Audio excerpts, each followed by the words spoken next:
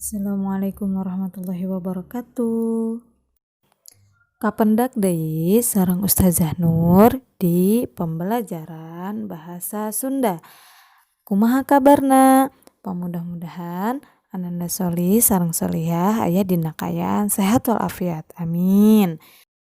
Dinten ayeuna pangajaran bahasa Sunda pangajaran kaopat temana kulawarga abdi.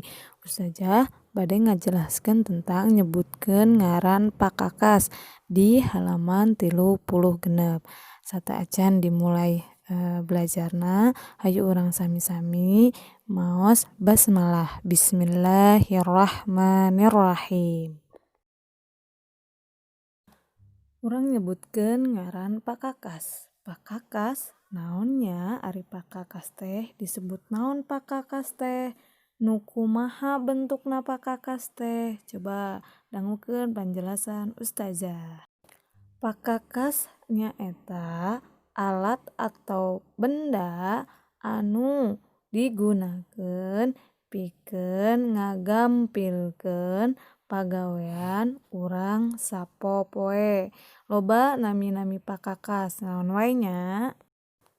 Nah, ieu contoh gambar-gambar pakakas anu sok urang tingali di kahirupan sapopoe. Bahkan ku urang sok digunakeun atau dimangpaatkeun kangge ngamudahkeun pagawean urang.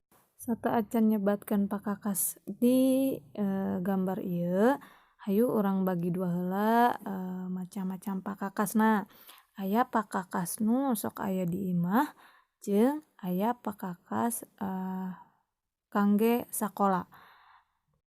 Pakakas anu sok ku urang ditingali di bumi diantaranya nyaeta aya jam, aya teko, aya panto, aya baju, aya radio, aya bantal, aya kursi, aya lampu belajar. Nah, eta contoh pakakas nu sok ku urang ditingali di imah urang nu sok ku urang digunakeun. Nah, ayeuna urang sebatkeun pakakas nu sok ku urang digunakeun pikeun sakola. Aya tas, aya buku, aya patlot, aya bal. Nah, gambar ieu nyaeta contoh-contoh pakakas nu sok ku urang digunakeun atau dimanfaatkeun dina kagiatan urang sapopoe. Alhamdulillah pangajaran dinten ayeuna perkara nyebutkeun ngaran pakakas atau srengse. Mudah-mudahan nu ku Ustazah dijelaskeun aya manfaatna kangge ananda soli sareng solihah.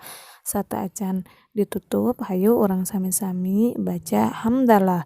Alhamdulillahirabbil alamin. Hatur nuhun. Wassalamualaikum warahmatullahi wabarakatuh.